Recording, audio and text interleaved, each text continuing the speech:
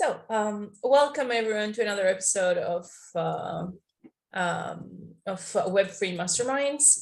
This time I represent For Protocol, and our guest today is from Ambire. Hello, would you like to tell us a little bit about yourself? Hi, thank you for having me. My name is Vanina Ivanova, and I'm the Chief Marketing Officer of Ambire Wallet, but I like to, Ambire, the company that makes Ambire Wallet and Ambire Addicts. So I usually like to introduce myself as the person with the Twitter password, as a running joke that we have. Because everyone seems to be taking themselves too seriously, and I'm not saying that what we do is not important. It is incredibly important, but sometimes we should just be a little bit more, I don't know, ironic towards ourselves. So yeah, I'm the person with the Twitter password for Ambire. What we do at Ambire is we build amazing blockchain products. We have a blockchain based, and then in December last year we launched Ambire Wallet, which is a new generation smart cryptocurrency wallet. That is, I mean, I'm very biased, but if you're asking me, that's the next best thing after sliced bread to think so as well.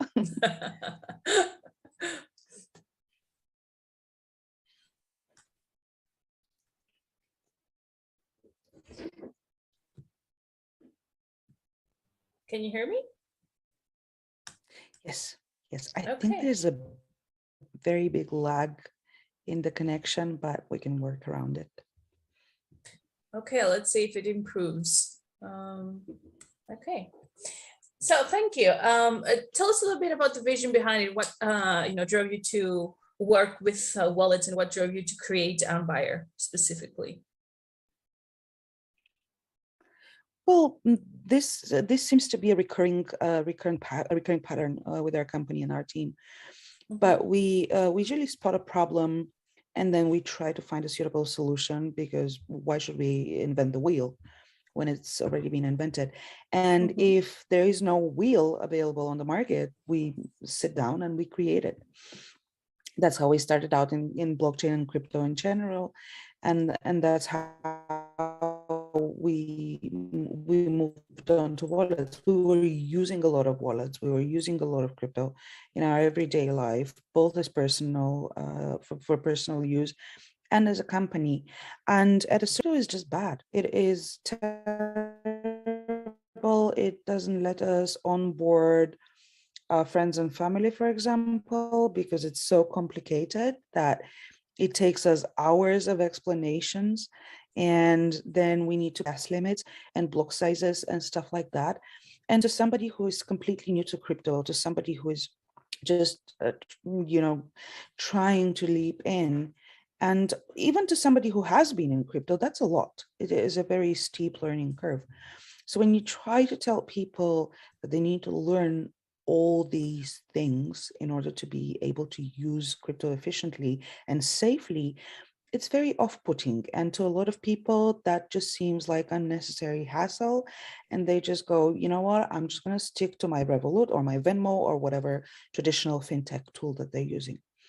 So that's why we sat down and we identified what are the biggest UX problems in crypto. And we decided that we are confident in our skills enough to create a wallet that is actually better, a wallet that actually solves these issues, a wallet that is actually usable by anyone, whether they're just getting started with crypto or they're a whale and they're holding bajillions of dollars worth of digital assets.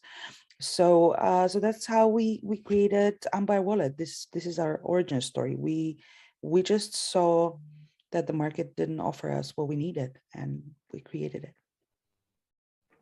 Okay, amazing. And I think there's a common ground with For Protocol there, because to tell you a little bit about For Protocol as well, we are very adoption focused. That is the main reason that we exist, really. What we're making is pretty much what WordPress did for Web 2.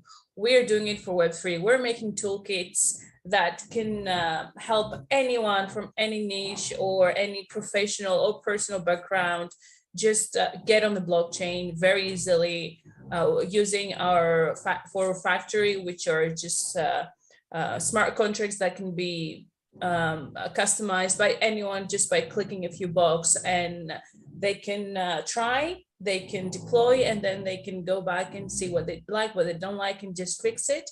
And of course, it is open source so that anyone has access to it. So our main focus is just to break down those barriers to blockchain adoption, to trying and getting everyone who wants to on blockchain, because right now we have this amazing technology, and yet people at most have heard of Bitcoin. They have no idea whatsoever how to use it, or even if they can use it, they believe that it's something very far away, something that it's very tech savvy. So anyone who doesn't have an extensive technical background is automatically excluded. So that's what we're trying to avoid here. So I think we have a very common goal here, and I'm very excited to explore this.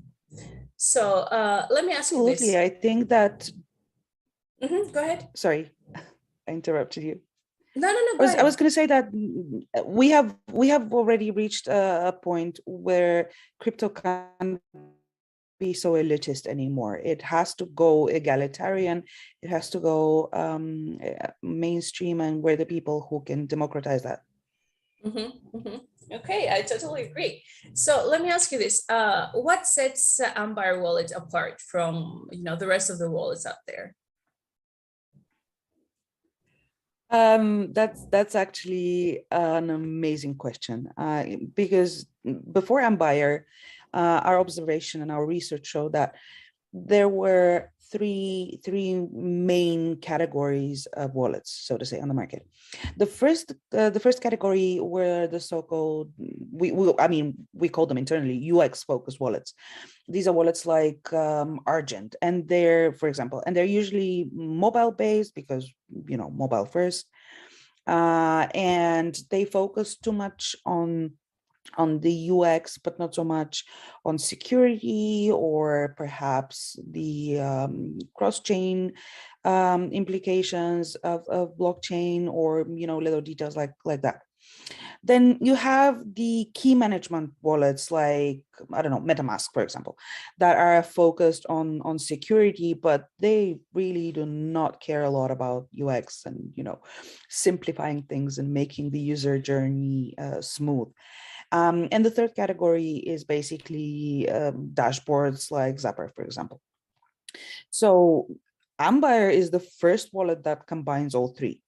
We are the first wallet that is, first of all, a smart wallet.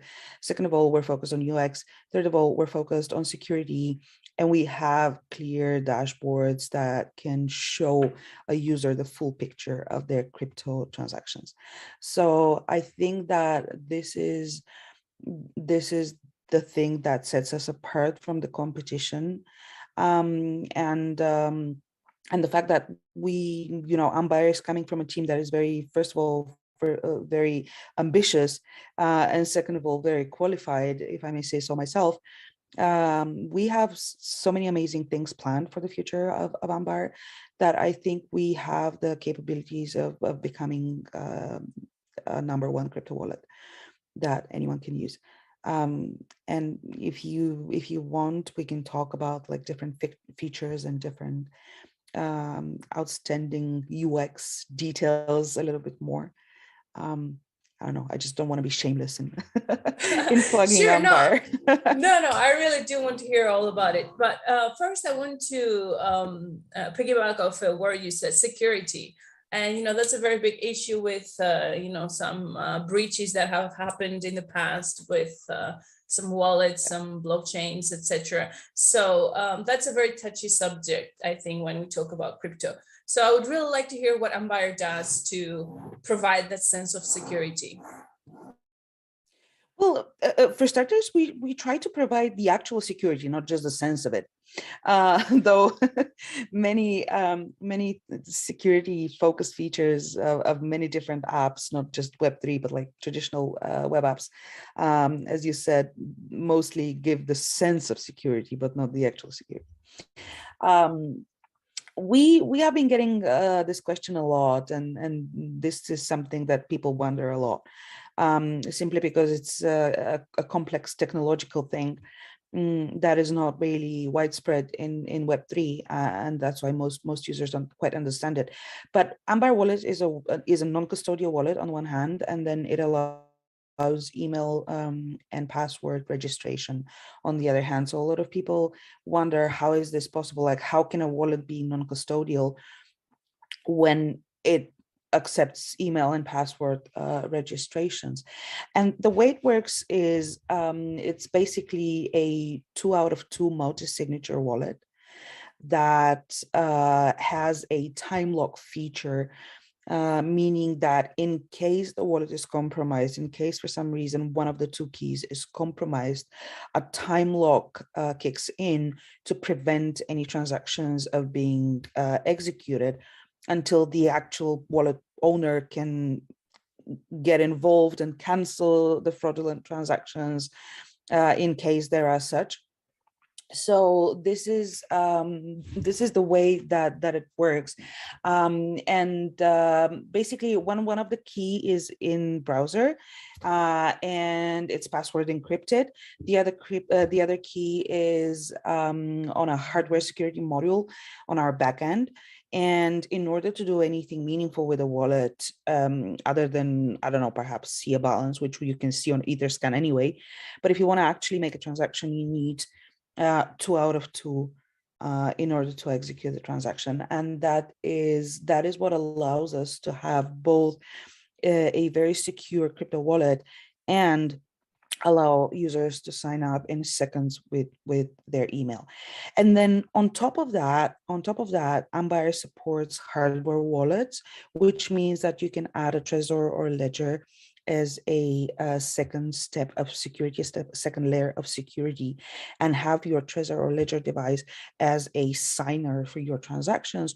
Or if you don't own a hardware wallet, you can also add a browser-based wallet or an extension like MetaMask to act as a signer as well. So you can have, I think, the best of both worlds in a way. You have security on the one hand and simplicity on the other.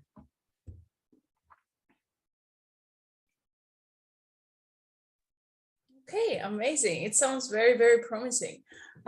So let me ask you about you yourself right now, because you do seem very knowledgeable on your product, but in general as well for the DeFi space. So how did you get into crypto, if you don't mind me asking? Where did the journey start? I don't mind And I'm at asking all. this because, you know, we have done quite a few shows by now, and you are actually the first female guest that I've had. I think crypto is a very, you know, male-dominated niche, so I'm very, very excited to see a female figure as well. Oh, thank you. Thank you so much for that. First of all, I would like to make the remark that I am not, and that's actually an important disclaimer, I'm not a technical person. I'm not an engineer myself. So if I say something that is stupid, I apologize for that. But, you know, non-engineer here. Sorry about that. But yeah, I mean, that's what happens when you get somebody with a degree in arts to Oh, run your wow. marketing. Yeah. But my journey in crypto actually started, I mean, I was working, before I joined the blockchain industry, I was working for the fintech and cloud storage industries. And when I was working in fintech, I obviously knew what was Bitcoin. I knew what was, back then I think it was just Bitcoin, Litecoin, and Dogecoin. These were the only cryptos that existed basically, or made any sense. Ethereum was not a thing yet. Smart contracts were not a thing yet. So we had a limited number of cryptocurrencies, and I had studied them from an economical perspective. So I knew how they functioned from an economical point of view.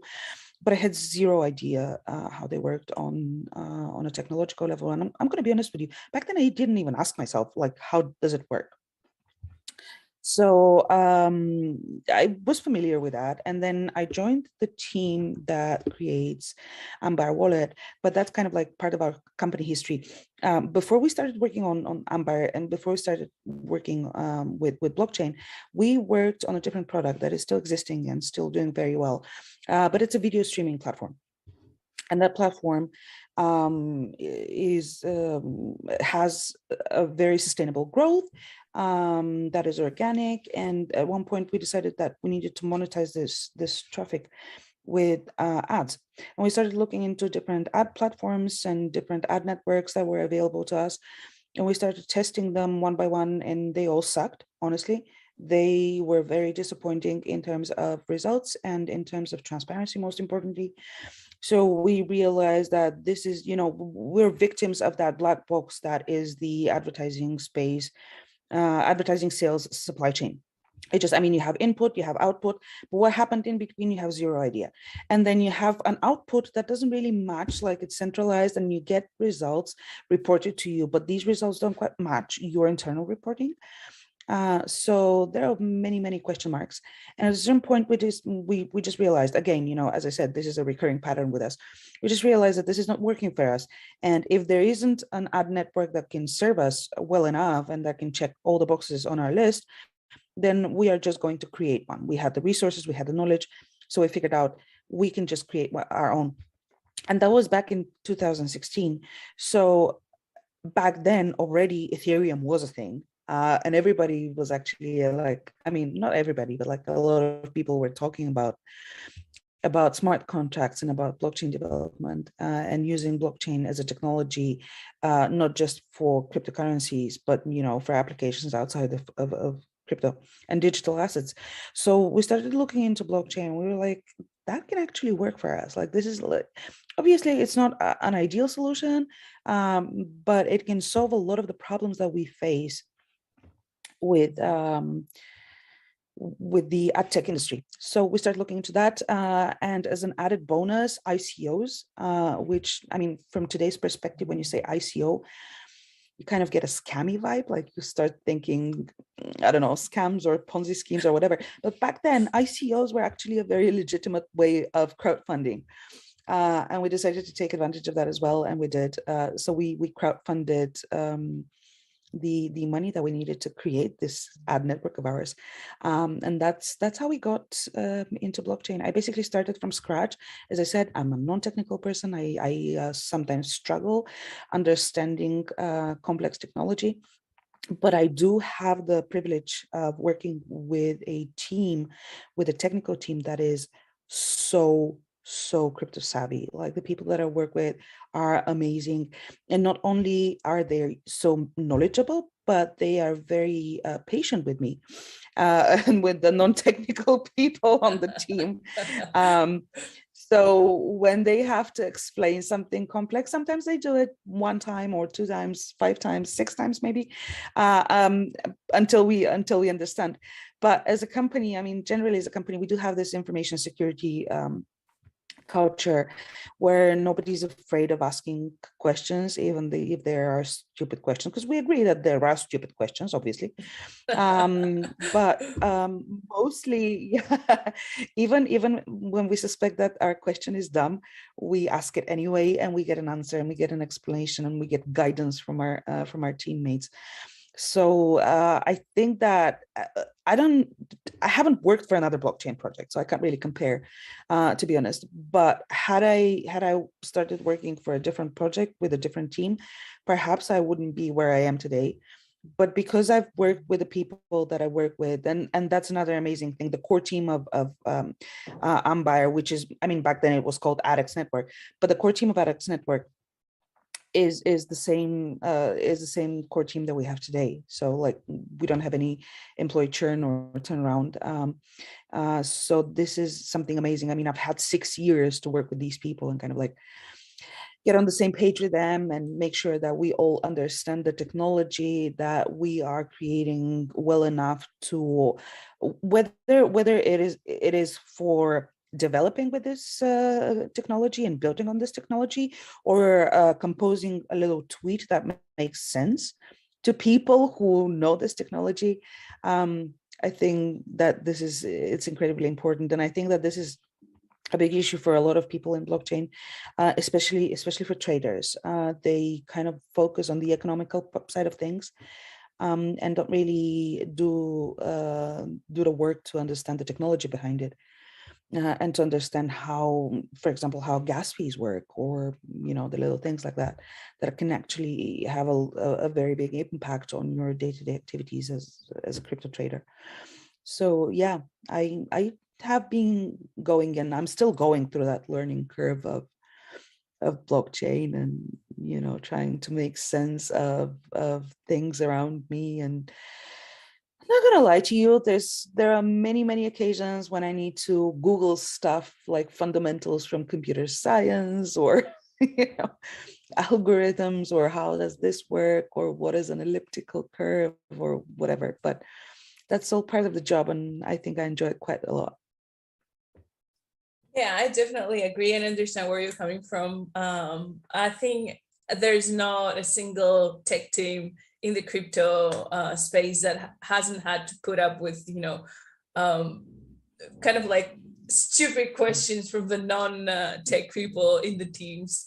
And actually, that's one of the things that we're trying to eliminate with Forward. Like, we're trying to take out the technical part of the equation, because right now, for example, for Web2, you just want to do something.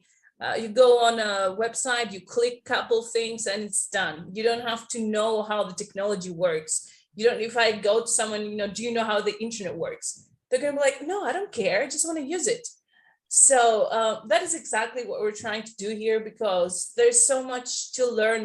And the technology is quite new and quite complex, and it keeps changing all the time, So we're trying to, of course, on one hand, educate the people that we want to work with. And a lot of our partners, we are providing tech support for their integrations with our smart contracts and whatnot. But for the average user, we do want to make it everything so simple that they do not have to go and use our dear friend Google. They can just go and click a couple of buttons, see what they like, see what they don't like, understand, what they get. The gas fees, for example, is something that we're working with a lot. Who's going to pay the gas fees and how the model is going to work.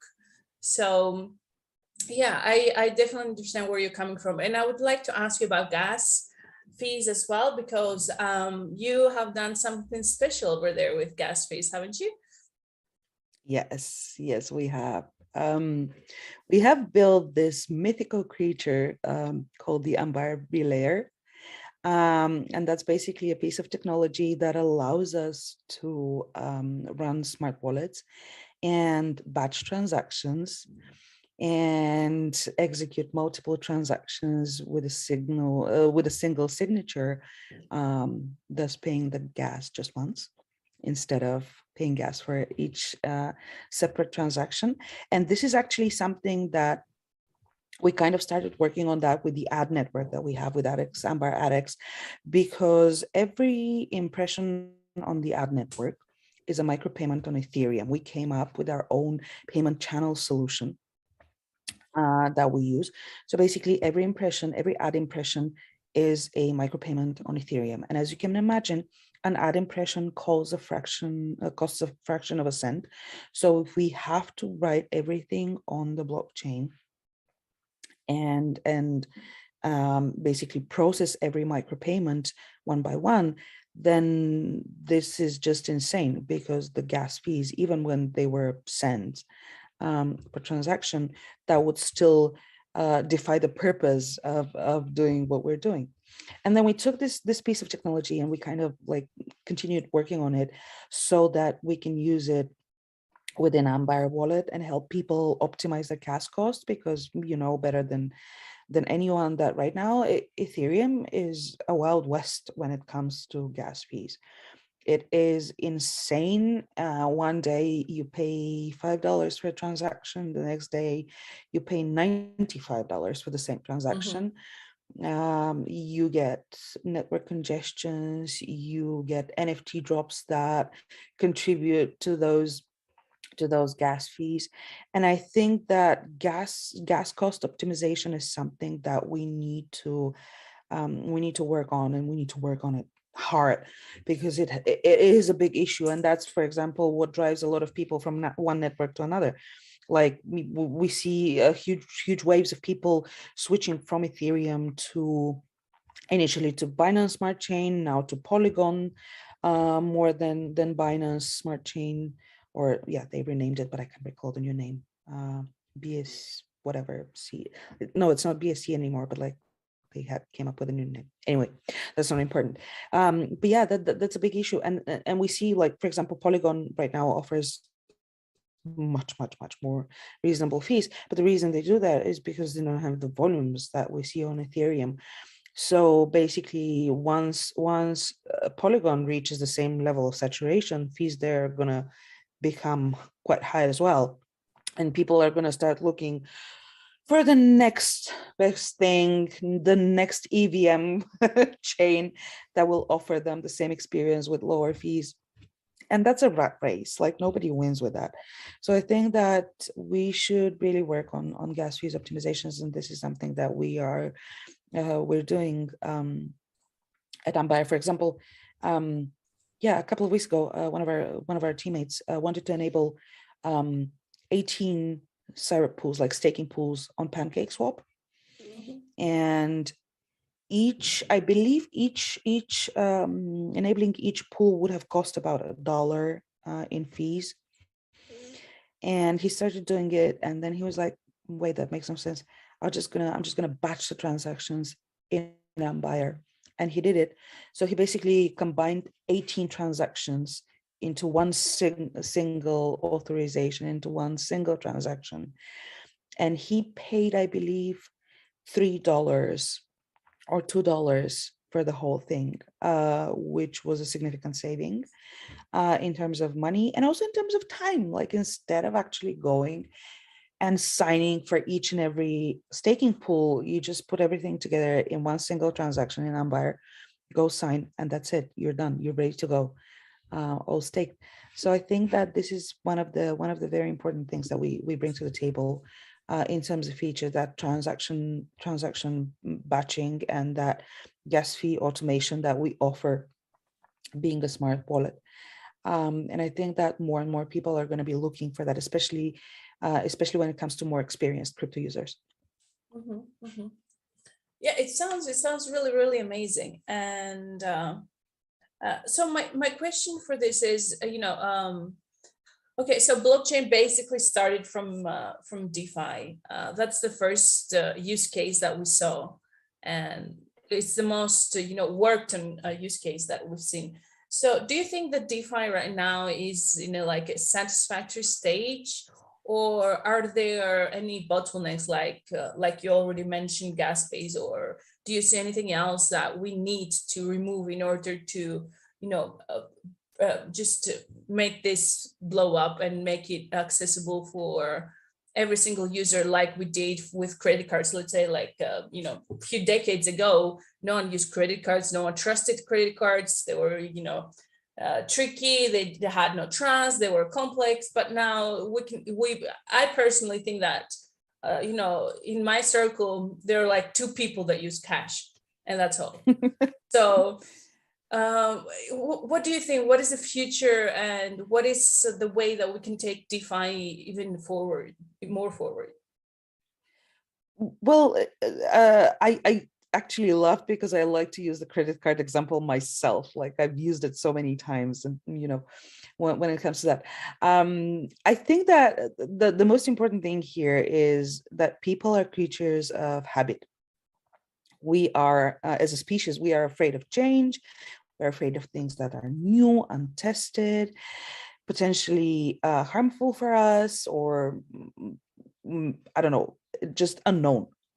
So I think that one of the things that will help us, it's not even going to help us, like one of the requirements to have mainstream DeFi adoption is time. People need to get used to that. People need to get used to hearing about it and seeing it everywhere.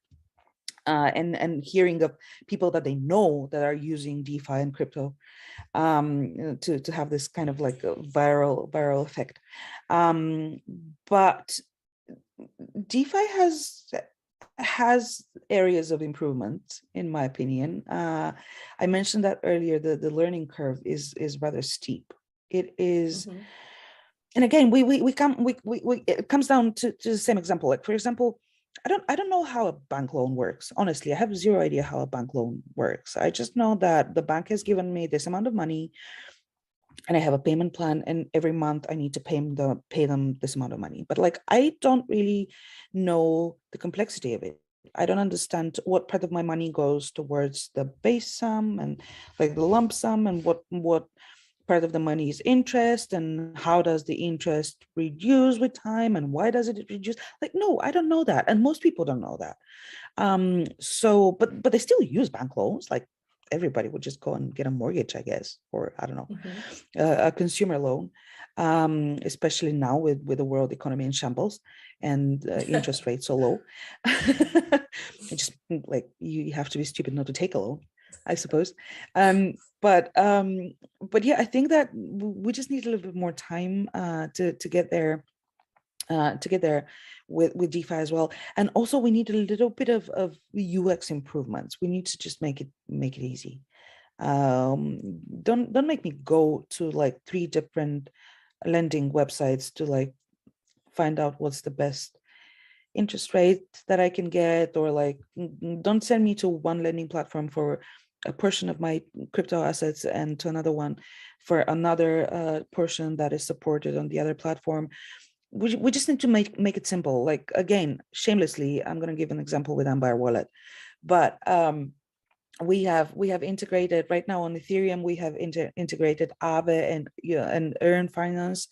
On Polygon, we have Aave and Transact. Sorry, not Transact, Tesseract. Transact is an on-ramp solution that we use. But basically, there's also staking for our native token, the wallet token. So basically, you just go to Ambire Wallet and you say, I'm just gonna lock up this amount of money into this protocol, and that's it. You're done. You click, you sign. That's it. Like, literally a couple of clicks, and then if I want to like take the money back, again, a couple of clicks, and I'm done. So we just need to remove the complexity on the surface level. Obviously, DeFi is a very complex thing, and it needs to be complex in order to function the way it functions. Because, at the end of the day, we're in the business of magic internet money, and people have a very hard time understanding how does it work. Like, why does it have value when it's not traditional money? When in reality, when you think about fiat money, you probably know as well that it only has value because we as people decided to assign it value. There's no other reason. Like, there's no gold reserves anymore. There's no, anything. There's nothing backing it up. So it's the same with crypto, but people don't quite comprehend it because, again, it's too new. It's too new. And yeah, I mean, we just need to make it easy for people to access DeFi in various protocols in the same place, with the same wallet, and make it understandable, and make sure that we implement fail safes for people who don't quite understand the implications of collateralization of crypto, and how much, because again, like, when you take when you take a bank loan against the value of your property, for example, when you get a mortgage against the value of the property, the bank kind of bets on this value being somewhat stable within a certain period of time. And then when it comes to crypto, that's not the case. You have high volatility there. You have, Bitcoin costs $35,000 today, and then 55,000 the next day, and then 20,000 the next day. So you have to, you have this. And again, I think that so far most DeFi protocols focus on educating people how this works, rather than just implementing fail safes and, solving that through technology and through user interface, if you wish. Mhm. Very true. Very interesting. Very interesting. Okay, so another question about DeFi. Do you think that it's something that is going to be a big asset towards some social justice in terms of helping out the developing countries and population that traditionally never had and never has been, and it's very difficult to be part of the financial, worldwide Yeah, system? Do you think that, absolutely. I because mean, blockchain, go ahead, go ahead. yeah, sorry. I was going to say, like, I know I have friends in Latin America for whom crypto is a safe haven because inflation there is, and again, I just said that fiat currency doesn't have such big volatility, and I'm going to give this opposite example. But yeah, fiat in Latin America, for example, Venezuela or Argentina, is so volatile that crypto is a safe haven. I know it sounds a little bit paradoxical, a little bit absurd and counterintuitive, but that's the case. We also have a lot of communities in Africa, for example, that are underbanked and for whom crypto is an actual solution, and is an actual way to gain financial stability. Obviously, the most recent example that we saw was Ukraine and the donations that are pouring into the Ukraine in crypto. I believe the last time I checked, I mean, I try not to check too many news outlets for when it comes to the Ukraine because it's depressing. But last I checked, I think there were about $100 million. I think. I'm not sure. I have to check the exact number. But yeah, like there are bajillions of dollars, literally bajillions of dollars uh, going into the Ukraine in crypto. And at the same time, the traditional banking system just goes, that's a high risk area for us. So maybe not serve it, like, not accept Ukrainian users to open bank accounts and whatever. And that's a critical moment of these people's lives. Like these people are literally, a great deal of them are literally running for their lives, trying to protect their families and to flee the country in search of basic security, which should be a human right, but it's not. And in situations like that, we can see the socio-economical impact of crypto, and we see a whole new side of crypto that has always been there. We just never focused on it. But we can see how it helps people, I don't know, strive for a better life, or for at least a more peaceful life, or at least for a life that gives you enough ammunition, literally ammunition, to fight an oppressor, as is the case with the Ukraine. So I definitely see that side of crypto, and I've seen it for a while, and I've always been very excited that crypto can be used for social good. um and at the end of the day, when you think about it, there's no difference when it comes to to causes like that. It makes no difference if you're contributing with crypto or fiat.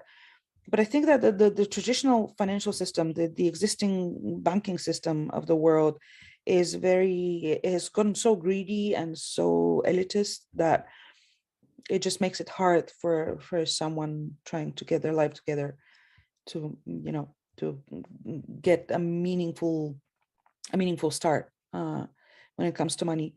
And that's the other thing, and that's probably the reason why at a point like this we stomach fees, like the fees that we see on Ethereum, because that's the only way we can have a life without banking and without traditional banks. And if that's the price that we have to pay, we just pay it and we stomach it. But when you oh, sorry, I just lost my train of thought there. But yeah, sorry, ownership and custody. Um, if your bank decides to shut down your account and seize your money, there's very little you can do. If your bank decides that, say, for example, that you are a Russian oligarch, and the bank says, you know what, we're just gonna we're just going to keep this money here with us safely until we figure out what we're going to do with it. And like, how did you get this money? And I know that's probably a bad example because, you know, poor Russian oligarchs, right? Um, but again, a system where you actually own your money and you have access to your money at any given point, without a third party telling you what to do with your money that you have earned one way or another by selling drugs or working honestly. I don't know. Doesn't matter. In this, I mean, in this example, we're all equal. I think, because Yeah, I sorry. agree. I agree. I think, you know, decentralization is exactly what DeFi, why DeFi is going to endure and is going to, you know, keep improving and keep gaining more followers. Because right now, I think we have reached the limit of not being in control of, you know, your life in general, and especially your own money and how you use it, when you use it, when you have access to it, and how much of it you're willing to give away to, you know, third-party institutions, etc. So I think decentralization is a key aspect of the blockchain, the Web3 technology in general. And that leads me to the next question of DAOs. I would like to hear your thoughts on this. And I think you know, Ambire is very close to the DAO concept, isn't it? Yes, we are actually, we have a DAO planned that's going to come later on this year, the wallet DAO. And that's why we launched the wallet token. This is the governance token of Ambire Wallet. So we are big fans of DAOs and big fans of this type of democracy, I'm going to call it, because, you know, what we're used to, and again, with a little asterisk here, because what we're used to calling democracy nowadays is so very far from actual true democracy, especially when it comes to like developed economies like, I don't know, the US, or, you know, political structures like the European Union. I think that the DAO is possibly the closest thing that we can have today in terms of the Platonian Greek democracy that, you know, that it all originated from and that we should be striving for. So yeah, I think that, you know, and you mentioned, you know, we talked about that, you know, regaining that sense of ownership, and I call that freedom, basically, because it is a freedom to do whatever you want to do with your own assets, and to be able to express your voice. So this is where DAOs come in, and I think that this is where DAOs make a very important impact. And the other thing is that a lot of projects like Ambire are decentralized and open source. So it is very, a DAO is not just a very efficient way to govern a certain product, a certain ecosystem. It is also a wonderful way to make sure in the same direction, and we're all striving for the same goal, for the same end goal. So I think that we're going to see more and more and more DAOs. And again, I'm going to give the example with the conflict in Ukraine. We saw Pussy Riot, the you know, the I don't even know what to call them, but like everybody has heard Activist of group, Pussy Riot. I don't need activist to art define them. group, I The guess. activist group, I guess, yeah. But they formed the DAO.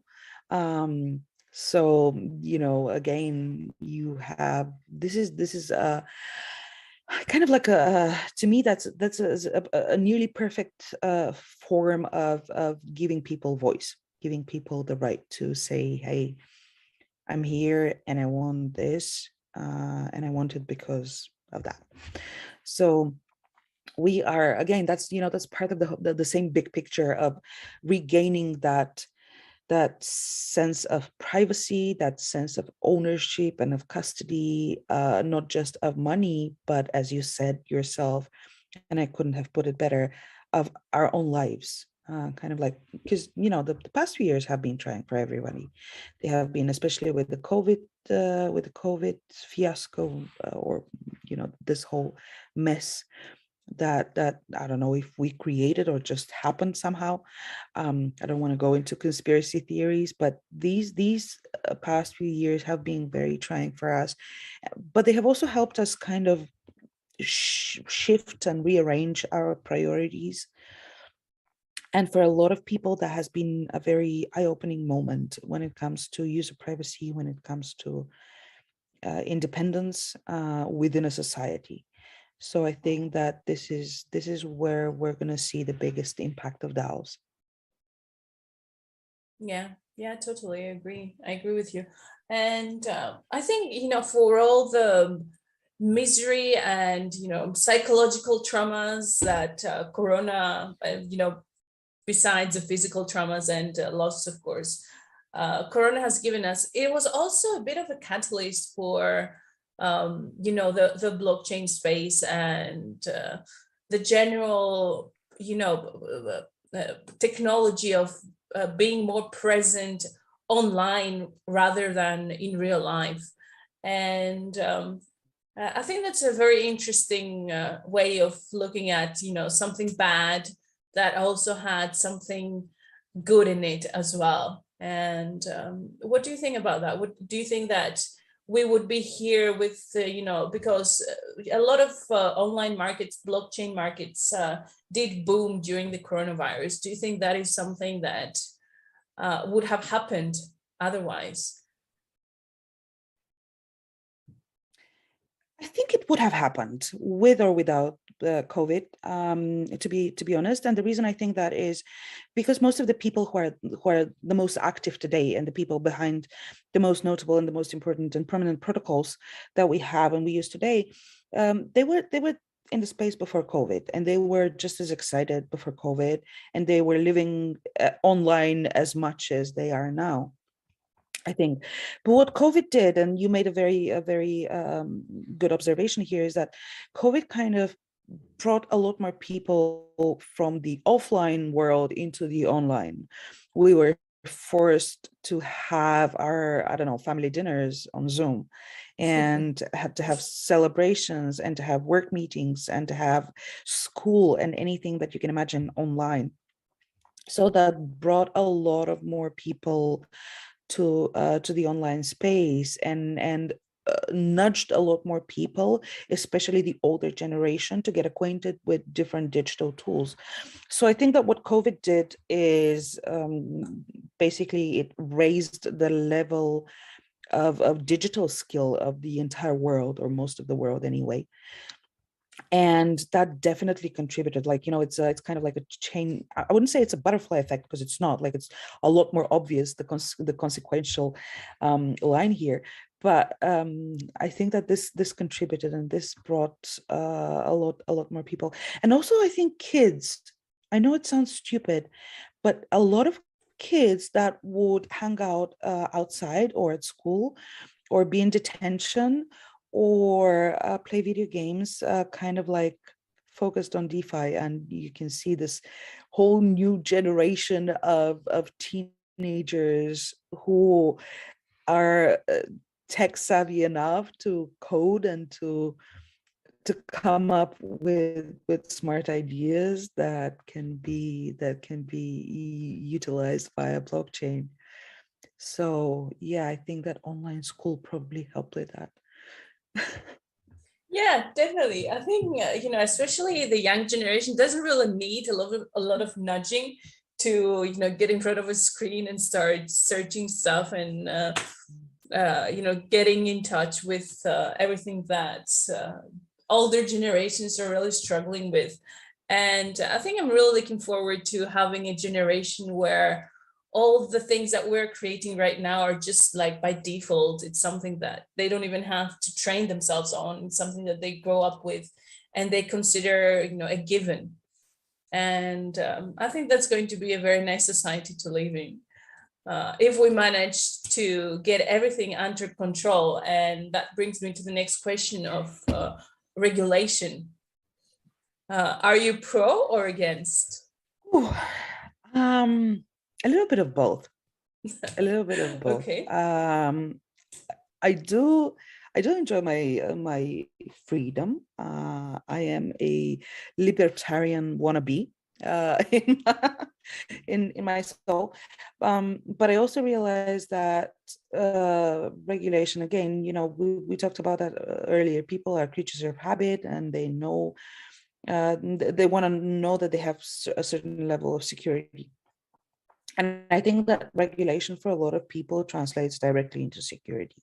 So the fact that there is, we have this recurring joke, devs do something, how whenever people, I don't know, burn tokens by mistake or send them to something stupid online with their crypto and lost it, they always come to the, I don't know, to the project or the exchange or wallet Telegram, and they go, devs do something. But there's no devs that can do something, because that's not how it works. It's decentralized. And I think that the notion of having a certain level of regulation will kind of bring people that peace of mind that if something goes wrong, you can reach out to a regulator, and yeah, they will not be able to do anything for you probably, but you'll have somebody to complain to, which is weirdly comforting in a lot of situations. And I think that this will, again, I am not uh, uh, an advocate of regulation in general, but I am willing to accept it if that will bring us the adoption that we want to see in the space. The one thing that I am very, very concerned about is that regulation could be a very good thing if it's done right. But I'm not sure that most governments are equipped with the skill and the technical knowledge and the know-how to do it right. I can speak, for example, for the Bulgarian government, because that's my government that this is where I pour my hard-earned money into, paying taxes. I don't think the Bulgarian government has the expertise to do regulation right, to be honest. They may have it. I can see that there are some people in our government who are already saying smart things when it comes to blockchain and crypto, but to most of them, that's a tabula rasa. That's like terra incognita. They have no idea how to approach things, because again, most of them focus on the economical part of things and don't really have the technical expertise to understand how things work under the hood. And I think that this will be the biggest challenge for regulators. This is their hill and their battle to fight. I think that people developing in the blockchain space, like us, should be available to help out, because I'm going to be completely honest with you. At this point, I think that regulation is inevitable. It will happen sooner or later. At a certain point, it will happen in one form or another.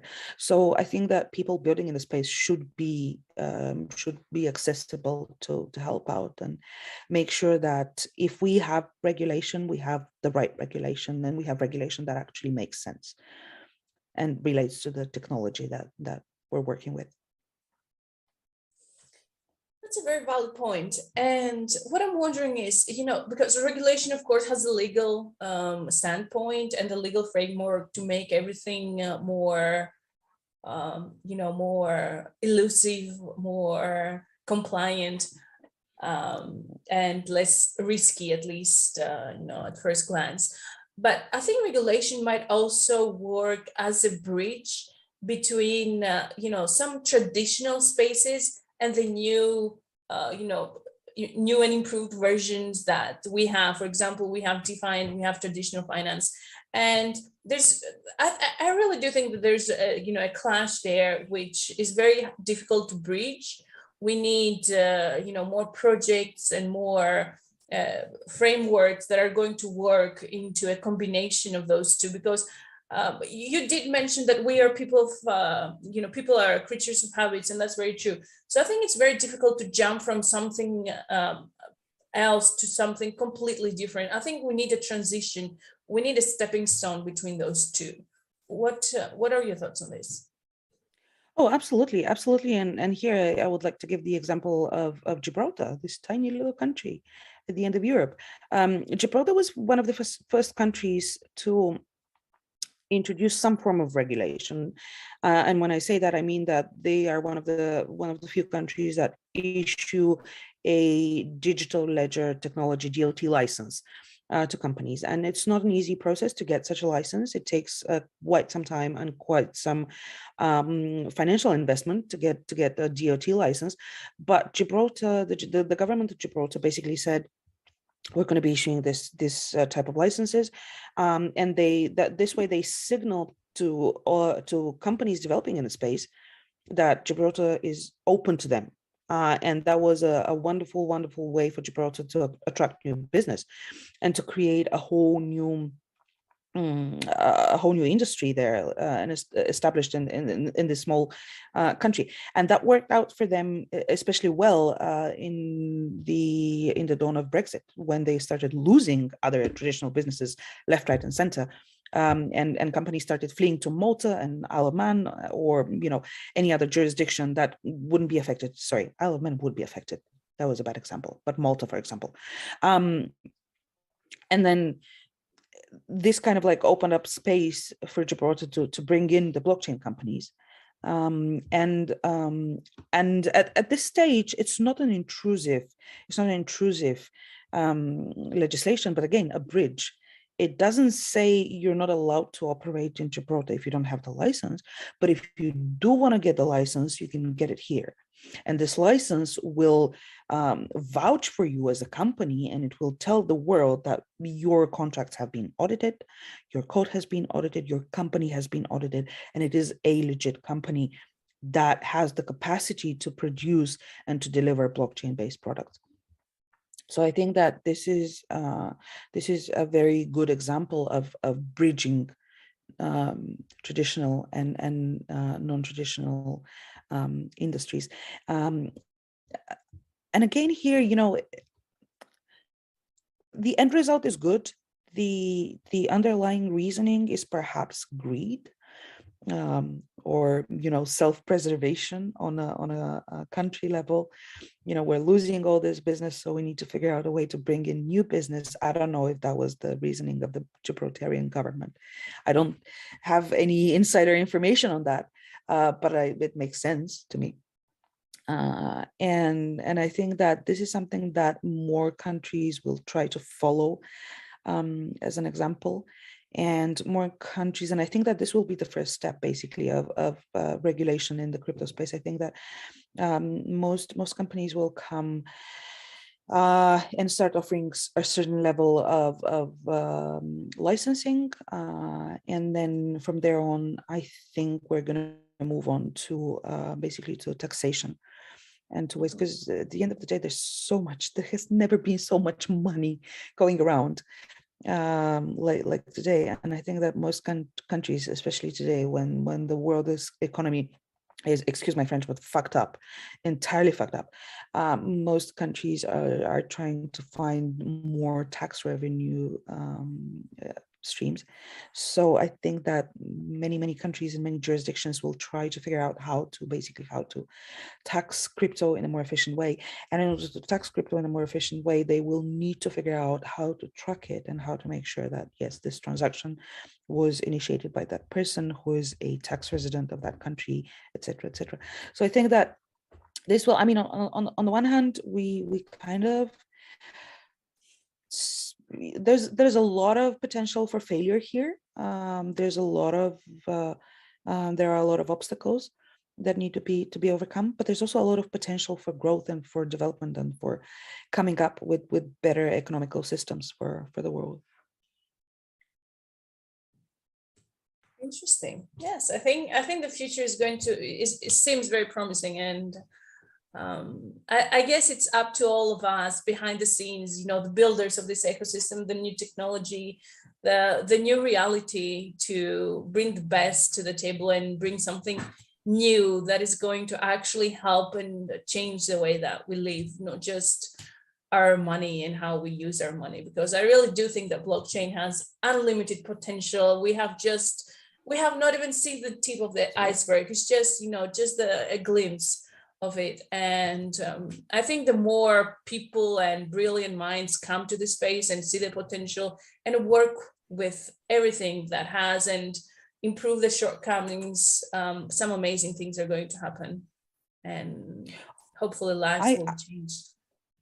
I wholeheartedly agree with you. And, I will never get tired of saying that crypto is a technology, blockchain is a technology with unlimited potential. And as you said, the more bright and enthusiastic people that we manage to bring to the space, the better for everyone. And I think that we're getting a step closer to one brighter future, to a future where the internet is cleaner and belongs back to the people.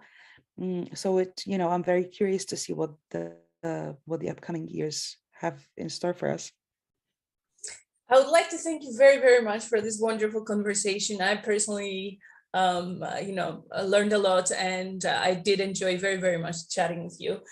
Instead of closing statements, I would really just like to ask you one thing.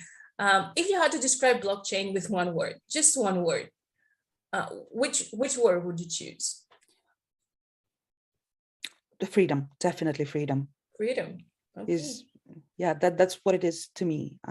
It's it's a lot more than that, obviously. It's a very complex topic, but to me, the most important thing that I see as a personal benefit is freedom.